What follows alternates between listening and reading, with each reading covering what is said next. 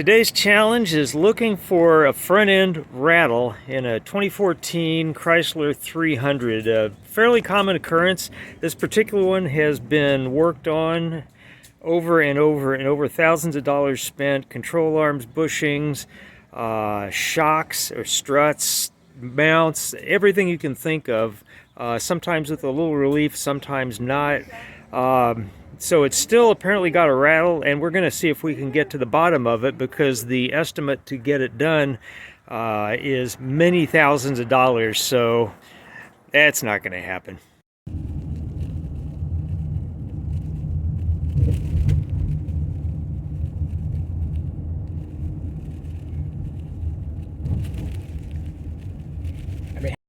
Okay, the test drive really didn't do anything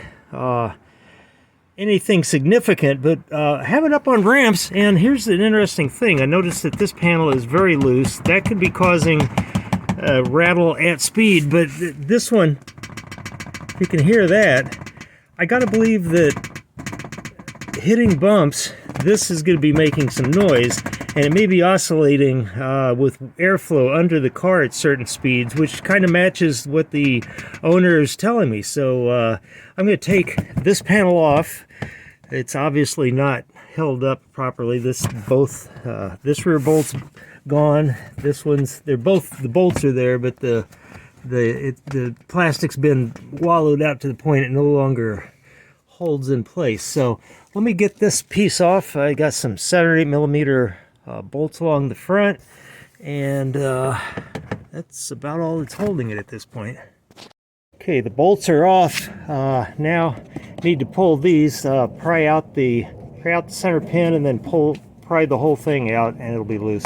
All right, that side was missing a couple. This is the right side. There's a push pin here, a different style push pin here, and a different style push pin here. They've all got to come out. Very simple.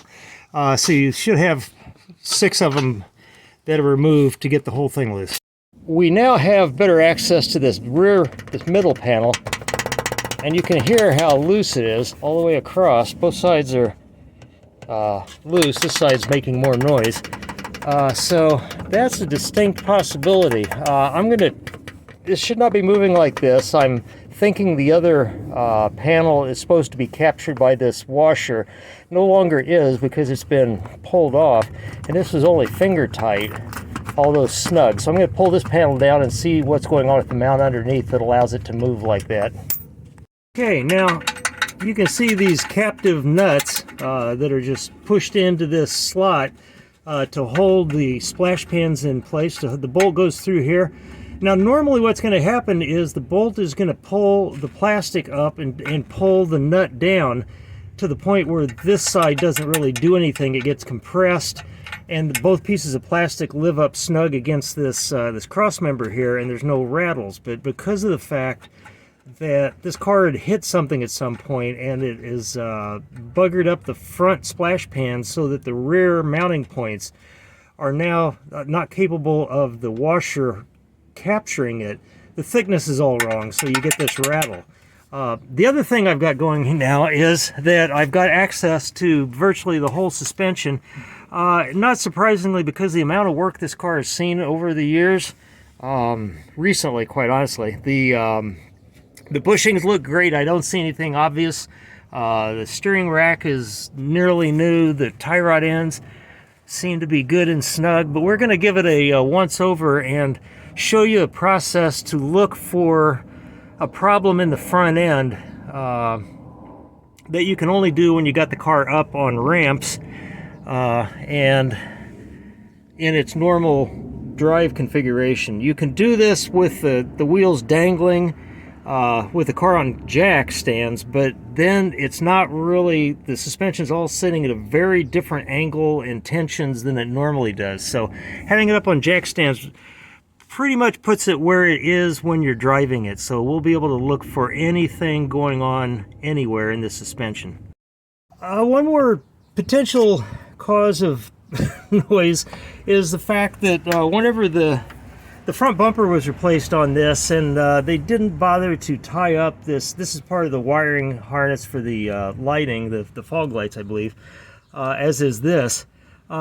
See, this is supposed to hang on this little clip here, and it's never been connected correctly. So I'll tidy all that up, because a rattle up here will often be interpreted as a suspension rattle, even though it's really just something banging around. So several possibilities down here that could lead to the kind of noise and feel that would be interpreted as a suspension issue.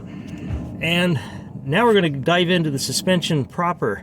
I'm going to get the car started and have my helper, aka the car's owner, move the wheel back and forth a little bit, and I'm going to look for looseness anywhere in the system, at any point, ball joints, tie rod ends, just anywhere and anywhere I can see anything moving that shouldn't be in the compliance bushings on the front of the lower control arms. There are likely points, although these are all essentially been replaced in the near past, so I don't expect to see anything, but we're going to try it to make sure we're not missing something silly.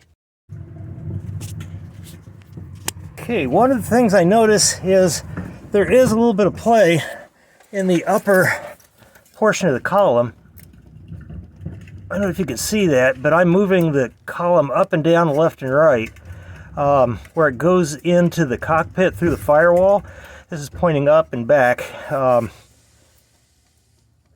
Doesn't seem to be any play in the splined interface here. That's how they are able to telescope the wheel in and out. It slides up and down this shaft. I honestly don't think that's the source of the issue, though. Go ahead and turn the wheel, if you will, Michael. And the noise is coming from this end. And it sounds for all the world like gear lash. And the thing that's most noticeable is it seems... Okay, hang on a second. I do get some up and down movement. There's hard to see. So I can't be sure if I'm just moving the top part, but there is some movement there.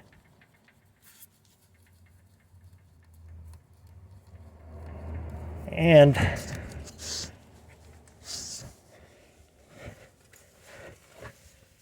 it seems that there's just some gear lash in the actual rack and pinion is what it sounds like. It sounds like gear engagement, the teeth, just a tiny bit of play in the teeth causing that noise. I don't see anything dramatically wrong here with the U-joint. I'm not really seeing any movement on one end and not the other.